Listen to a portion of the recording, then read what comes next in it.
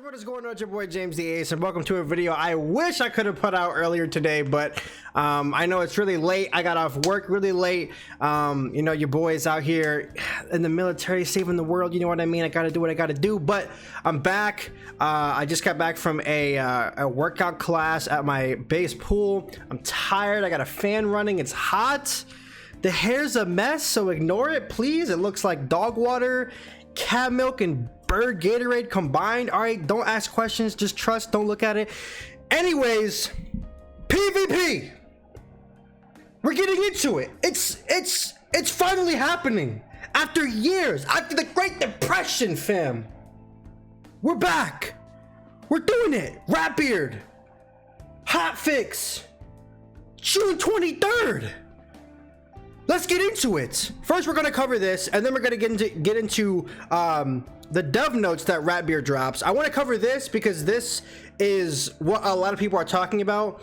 I mean, not to say that people aren't talking about the dev notes, but these dropped first, and then Ratbeard's dev notes dropped. So we're gonna read them in order respectively. You know, give your boy Spark some credit. Put some respect on Spark's name. Anyways, game update for June 23rd, right? Some fixes and tweaks hot off the presses. This update focuses on the meta of PvP and matchmaking. Take a look. I'm going to skip the first one because it's Beast Moon. It is what it is. If you want to read these, link in the description. First this one, and then I'll link the Ratbeard one under it. Reduce the Maycast for Dragonlance, Balance Blade, and a few others. Now, really quick, I'm not sure how long this video is going to be, but I do want to give my opinion where I want to stick them, so to speak. So I do appreciate if you watch until the end of the video. I will be giving you guys my true opinions on like how this is going to affect PvP, low-level PvP, the return of 90, etc., because a lot of people are wondering like what is happening to 90, James, you know what I mean? So I got you. But anyways, Dragonlance, Balance Blade, and a few others. So there is someone, I don't know who, but there's someone behind the scenes in Ratbeard's ear telling him like the meta, what's making the meta broken, and then what is going to happen as a result of fixing the current broken meta. So right before June 23rd, it was Maycast Balance Blade, Maycast School Blade, so like Maycast Life Blade, Maycast Myth Blade, etc., you get the point. And then Dragonlance was going off like nobody's business, right? Basically what X person told him, and this is what Ratbeard said, but no names disclosed, so I really don't know who it is. They were telling Ratbeard that people are going to start making Maycast Pierce Blade pets, because if you recall, the Pierce Blades in their most recent like huge update or hotfix, or no, test realm, got buffed. They went from like 10% to 20%, so they're now like twice as good, right? It's like a critical Pierce Blade. I am willing to bet more than $100 that Ratbeard has already gone through the hoops of auditing like every buff. So if you're thinking about like, oh, I'm gonna be the next person to hop on the meta and, you know, break the meta and gain all this rank, no. It's a good thing in a sense, because right, we don't want people continuing to cheese matches with these broken things over and over and over again after X and Y and Z thing gets fixed and then a new thing comes up. So it makes for a more balanced meta and makes for less loopholes, which is what we want come 5th age. So, you know, keep doing that, you know, make 5th age as balanced as possible, so when your pet does Maycast, whatever the Maycast is, even if it's as creative as a Maycast Pierce Blade, like that's kind of cool, you know what I mean, instead of, oh my god, his pet casted 5 times. So I definitely agree with this and the few other changes that they're also mentioning. But moving on, improvements to addressing matchmaking queue to wait times, and I heard that this is actually like this is real. Like all my max friends are talking about, dude, I can't even sit in queue for like 10 minutes. Like I sit in queue for like 5 seconds to get a match. It's crazy. So awesome with that. They restored the opt-in prompt for rank mismatches, which I clarified with the devs that's only talking about rank, right? So level 10s can only still get level 10s, 20s with level 20s, 30s with 30s. I do not know whether level opt-in is going to come back. And it might be a good thing that it doesn't come back, right? We I don't really know. I have to see like what happens to Q, the population, how people are talking about PvP, what other streamers and YouTubers are saying, etc, etc. It might be a good thing, but it would only really be a good thing specifically for low-level PvP. So we'll see what happens with that in the future. The devs might change their mind. PvP combat settings, damage intersection, and critical damage multiplier. I'm not really sure what that means in depth, but I was told that Ratbeard goes more in depth with that specifically in his dev notes, so I guess we'll get to that a little bit later. PvP temporarily free to play for wizards level 20 and above. Now, I actually heard about this because I was on Twitter, but I didn't actually know that they were being serious. PvP is temporarily free to play. Wow, okay. I've been saying for a long time that I can literally see PvP becoming the next pet derby if it doesn't become free to play. Now, I know this is temporary, right? But if people show up, oh my God, and this means all the practice PvP people, like all the ninjas, and the tinkerers and the crafters of these like OP unheard of strats with these like unheard of pets are gonna start coming out the woodwork. You might see warlords getting trashed by like practice PvP knights. Yo, wait a minute, this is huge. But at the same time, we have to show up. Like this is our one and only chance to like inflate PvP to show that if PvP was free to play and we include the masterminds and like make better the people who need to get better, you know, like educate people on certain strats and let them basically craft their own strats, right? If we facilitate a healthy PvP community where PvP is free to play and we include everybody, like this is our time to shine. This is our time to show that PvP is bigger than Beast Moon at the end of the day. Like with the mass amount of people that actually enjoy PvP, if it's good, right? And it's headed in a good direction. So it's time to show up. Like if you're a practice PvP head, get it ranked, bro. Form a strat, get better. Like this is it. It's time to shine, bro. All right, and this is why I was talking about the fact that like this might be a long video, so I appreciate if you stick with me all the way through this. I will be giving my opinions as I read. If you don't want to listen to me, link in the description, but let's go ahead and get on with this. I think Ratbeard said that it was going to be about 15 paragraphs and a total of up to like 300 or some words, 300 some odd words. So I mean, yo, hey, Ben Ratbeard Durbin, lead designer, fam, please, these dev notes, bro. These dev notes, bro, like, this is it. This is literally like spoiling what is in the summer update, fam. Like, let's go. Since our spring update, aptly titled Meta Mayhem. Okay.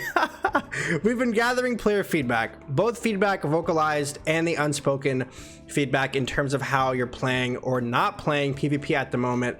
Hey, listen, there is a large majority of people who are talking and not playing PvP. There's also a majority of people who cannot play PvP, who have the right to speak their mind on PvP, such as, you know, a lot of level 50, level 60, level 90 PvPers who want to use those characters but can't because PvP is just bad at the moment, right? Nobody is doing those levels, barely any, if any at all, right? These items now sit at the top of our list: matchmaking, Maycasts, and the meta. The 3 M's! The 3 M's! You can't ignore. It's the biggest problem. Anyways, let's continue. Matchmaking. As we continue our march toward 5th age, we also continue to tweak our matchmaking server to provide the best possible experience. Many of the changes in the matchmaking system are made with an ELO rating system in mind, yet to be implemented. More on that below, as well as looking to address some of the issues that plague the current and former ages: boosting, sniping and setting, farming rank from less experienced players, players who ask why change it need to only look back at 4th age and earlier to see the issues and understand we're trying to put into place for 5th age, or what we're trying to put into place for 5th age. Apologies. Which I mean, yeah, I don't know who is asking why change it. It's PvP has been garbage for a long time, and Ratbeard and Magnetic and everybody else that they have on board fixing it, and whoever is enabling them to fix it, like, job well done, right? Like, up to this point, and we hope that you carry it home to 5th age. Like, seriously, like, round of applause. I hope I continue to read good things, but as of right now, nothing but good things so far. But yeah, so the two biggest issues we had with our new matchmaking system since the last update and the last hotfix: long queue wait times, including the ghost queue issue, yes, mismatches, matching players of the wrong tier, rank, and level band. As I showed you guys that video in my last video, is that right? Of me getting a low ranked level 100 on my level 90. That should not be happening. And if you think that, you know, in some weird way, because I have shadow rating but no shadow gauge, that I should be able to get them, Ratbeard already confirmed to me in DMs it should not be a thing. So it is now fixed, even if the opt-ins and opt-outs for everything, not just rank, come back, right? Anyways, we continue. As of this writing, we believe both of these issues to be fixed, and we can hopefully move on from the matchmaking bugs to matchmaking improvements. From matchmaking bugs to matchmaking improvements. Awesome. Okay, so Maycast. Oh man, here we go. Hey, here we go. As expected, players have moved on from Maycast that previously dominated the meta. Examples: School Aura, Infallible, Brace, and settled around a small group of Maycasts that were either not addressed yet or need further tweaking. This is a good time to state upfront that we will continue to nerf Maycasts for PvP as problems arise. No Maycast is safe from such scrutiny, and if you should expect us to reassess and rebalance gear, even Crown's gear. Wow, so that means even like the new bundle that came out, I told you guys it's probably going to get nerfed. Austin the Sauce like just made a video on it, and people are like agreeing left and right about like the boots at max or something like that, and the pet as well. So I at least the pet, I expect the pet to get nerfed. But anyways, because we want to preserve the integrity of PvP as well as the experience of PvE players, we will make use of our dev tools to fork Maycast triggers for PvP and PvE so that balance issues for PvP do not affect the PvE experience. So right here flat out says PvE players, do not complain because you're complaining about nothing. PvE is going to be nerfed / audited completely away from PvE, right? Cool. Tweaking Maycast involves a few steps. Fork the triggers into PvE and PvE versions so that Maycast can be tweaked independently. Okay, so I guess right here that they're saying they've already formatted like the two different like ways to nerf things so that you're not nerfing PvE as well. For either experience, most PvE triggers cast rates are untouched. Okay, cool. Change most triggers to spell done so that passing, fizzling, and otherwise not successfully casting a trigger spell will no longer make your pet shake its butt for you. Okay. Okay, Ratbeard. So yeah, so previously fizzling, passing, or just straight up doing something that wasn't falling in line with what should have made your pet shake its butt for you would make your pet do exactly that. And players were getting like super fed up with it, like, oh, he literally passed into a brace, well, I might as well flee, because at this point like anything kills, right? And nobody likes to play in those situations, so that was definitely a good change. But I think that was changed before this, but I guess now that they made sure that like all of the things that like all of the other BS things that were making Maycast go off now don't make Maycast go off, and you can only get a Maycast from things that are supposed to make it go off, right? And then changed most triggers as appropriate to watch only for spells cast upon your opponent. No more strike into brace or blade into D-lance. This change alone will greatly reduce the amount of Maycasts received while in Shrike. Okay, this I definitely agree with, especially for Exalted plus PvP. Great change. All right, now we get into meta. Slow pace / shield spam. Now, a lot of people were talking about this, especially streamers who stream PvP like every day, every other day. Even people that were just doing PvP as a hobby noticed that like shielding was just way too OP. So I guess right here they have to address that, right? Another interesting result from the last round of changes is the emergence of a new shield spam meta. Although we didn't directly improve shields during the last round of changes, the meta has shifted indirectly. The meta has shifted and indirectly buffed the value of shielding as an action. Shadow pip gain is slower, damage and resist limits are in place, many OP treasure cards are banned, and pre-enchants are still restricted. Still restricted because they're actually coming back in a more balanced way, if you guys don't know. Or at least the devs have confirmed that they are talking about bringing back pre-enchants that are balanced and have like solar surge damage in comparison with a trained spell of like pip, something like that. I might talk about it in another video, but he goes on to say the slow meta that has emerged from these changes have simply made it extremely effective to shield. It's almost never a bad play, which, I mean, he's right, it almost is never a bad play. Addressing an emergent meta having nothing to do with the spells in question is a little trickier to fix. There are right answers to this problem and there are good answers to this problem, but settling on a fix that is both right and good is trickier, so we intend to move more cautiously. And I definitely agree with that because, right, if you start nerfing shields, then people are just gonna strike, and then at that point you just have less resist, so then it just becomes like a strike heavy, infile heavy meta, and that's no fun. It kind of already is, but you know, you still have like 50% shields, 55% TC towered, stuff like that. You know, set shields are already 70%, so you start nerfing those and everybody, it doesn't matter what school you are, what position you're in, you just strike and hit and it does mass damage. So yeah, moving cautiously is definitely the move with that. A first logical step will be to fine-tune some of the changes we just made to see if the meta self-corrects, but this is not a quick solution as it requires more careful watching of live play to see how the meta adjusts.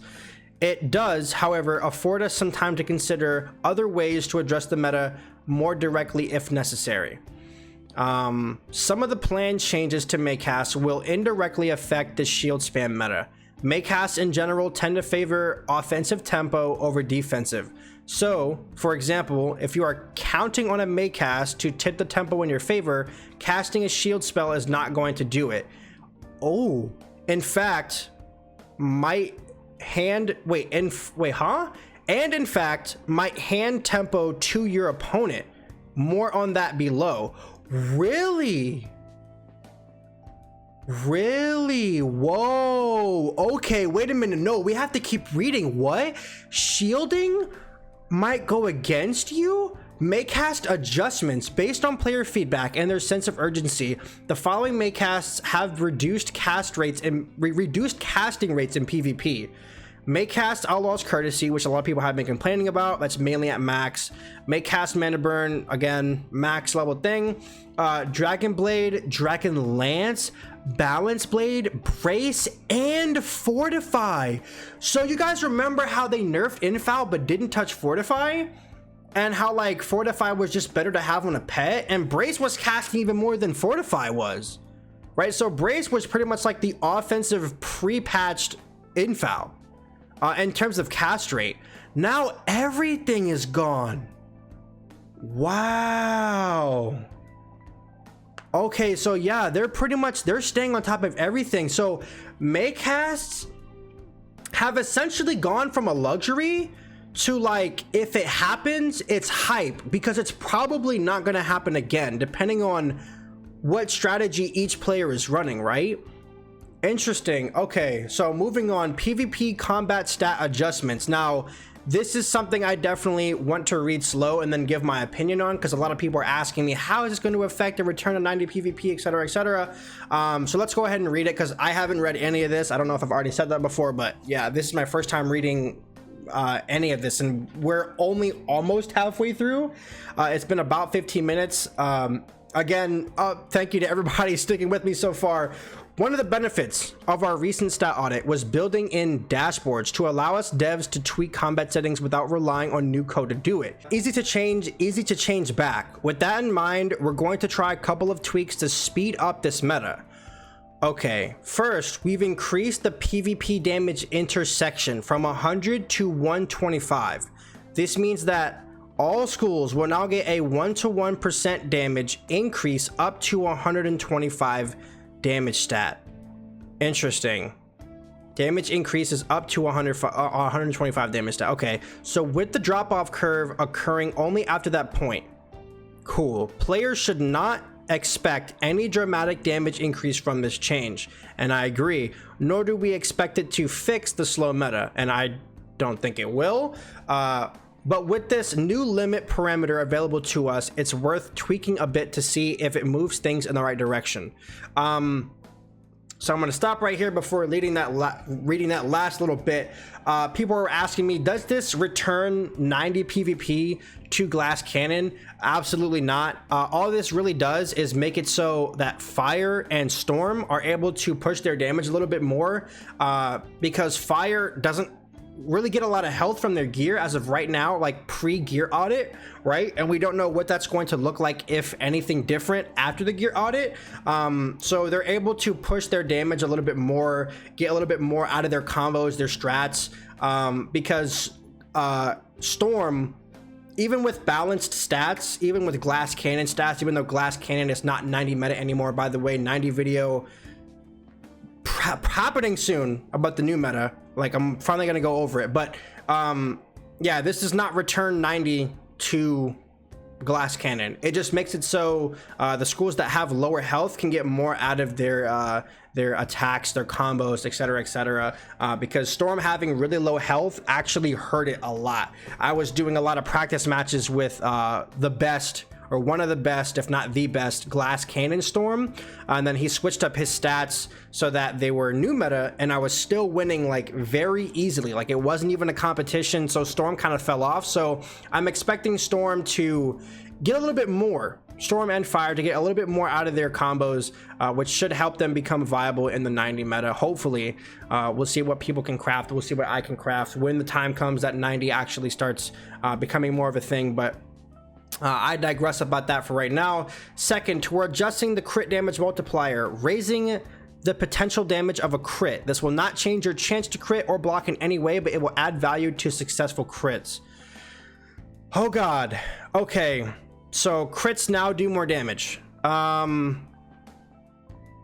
actually think that's going to be good, not only for max but for 90 as well, because for 90 the meta is moving to a shield resist heavy meta, and in fact you can get just as much resist as a max level PvPer at 90 running meta stats, like a double resist pet, jade hat. I'll get into all of that in another video, but you can get 60 plus resist with like really good other stats. So I do think criticals landing and dealing more damage is definitely going to progress the 90 PvP meta a whole lot more, as well as max as well, from just what I've been seeing from streamers and other YouTubers and stuff like that. All right, so here I'm going to go ahead and kind of give you guys a brief summary of what is left to cover in this dev diary, or these dev notes that Ratbeard has put out. And again, or if I haven't said it already, I do highly encourage you guys to go in the description below and read the hotfix notes and the dev notes that Ratbeard has put out respectively.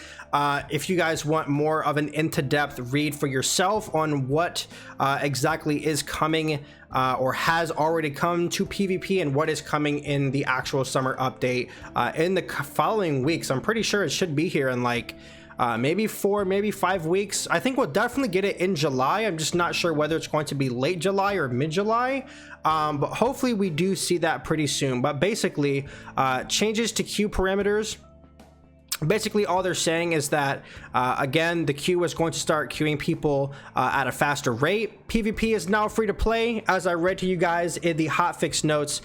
So if you are a practiced PvP player and you want to show, you know, your skills, so to speak, to all of the ranked players in PvP, definitely suggest you step up to the plate. You know, if you're into low level PvP, stick to a good level that people are playing at. You know, even if that is a higher level, it's more cards, more fun. In the coming soon, or what are you going to do next portion, they talk about health stat changes. Some of the schools, such as Life, Death, and Storm, are going to be receiving an increase of health over certain levels. So Storm, Death, and Life, I'm assuming, aren't going to be so far behind like the next school up that has more health than them. So Storm is not going to be at such a significant health loss compared to schools like, you know, Fire, which should have comparable health.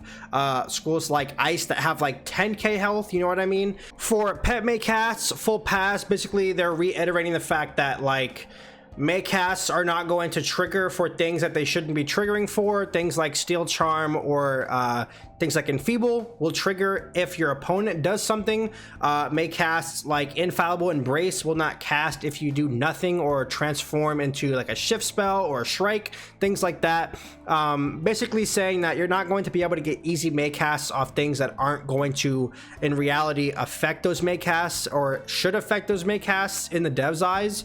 Taunt and Pacify, basically what this is saying, and this is probably one of the bigger ones, but the spells Shadowhorn and Grenadier, how they can pacify or taunt your opponent to make you attack them or make it so you can't attack them. Minions such as the 3-pip Minotaur minion, I think it's 3 pips, or I think you can even use the spell yourself, so that might become very OP in team PvP. Basically, those spells are going to start taking the functionality of the Grenadier and Shadowhorn taunt and pacify spells. So if you pacify your opponent, you are going to be able to basically keep them from hitting you. If you taunt your opponent in team PvP, you are forcing them to attack you, essentially. But they say here that they're going to add spam tax, which basically means that they're going to be a high pip cost for the functionality if your minion isn't the one using them. Or if your minion is using them, then they're going to have a substantial amount of pips, which I definitely agree with. Minion AI tweaks, this is in response to hoping that a minion meta may arise and provide players with additional PvP strategies. And then treasure card gating, which is basically what I told you guys was going to happen a couple months ago, except the caveat, I think that's the word, is going to be that if a spell is level 18, it will be pushed down to level 10 for the purpose of TC gating. Basically what that means is, let's say Aura Pop is a level, I believe 76 or 75 spell. If you're planning on using that TC, you will at least have to be level 70. So they're pushing it down to the lowest level within that level bracket. So it's level 75. It will be, or you will have to be a minimum level of 70 to use that TC. So legendaries, 50s, you will no longer be able to use TC Aura Pop. Ices, you will no longer be able to use TC Lord of Winter unless you are level at least 80, considering it is a level 88 spell. So that they're basically confirming that the TC level restriction update is coming in the summer update. So that's also a thing. More trainable TCs. We're adding 1 new trainable spell for each school. In most cases, these will shore up existing gaps in utility. Example, hit plus global. So most, or I don't know if most, but some schools might be getting a Hephaestus, I guess. And then they go into, there's still more to come, such as the Elo system. They are going to be resetting rank for 5th age. New PvP currency and event rewards, basically saying that they're going to start adding incentives to PvP, which I definitely agree with. But the big thing to take away from here that most people actually don't know, even though it keeps getting said in PvP video to PvP video or videos about PvP, is that they're only keeping the old gear for stitching purposes. So all old PvP gear, whether it is Commander gear, Glendemming gear, Arena Duelist Athame, or Duelist Ring, all of that is going away and it's being replaced. Arena tickets, I think, are also being replaced with a new currency.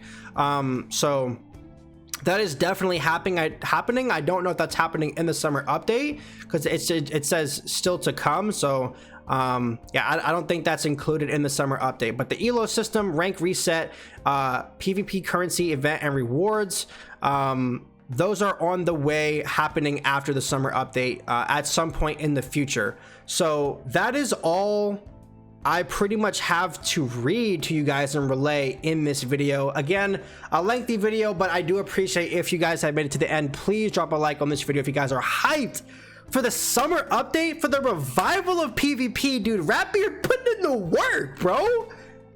Yo, Ratbeard, bro, thank you. Literally, thank you, bro. Restoring PvP. It's been a long time coming, but it's finally happening. All right, I will be posting a video about 90 PvP, the new meta, and what this update means for 90 relatively soon. But this video has been going on long enough. I have to wrap this up, edit this, and get this out before the day is over.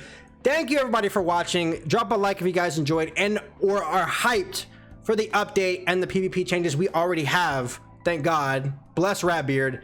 And subscribe if you are new. We're trying to hit 10K subs at some point in the future, so if you can contribute to that, we greatly appreciate it. Subscribing is free. You can always decide to unsubscribe later, and I will catch you guys in the next video. Peace out.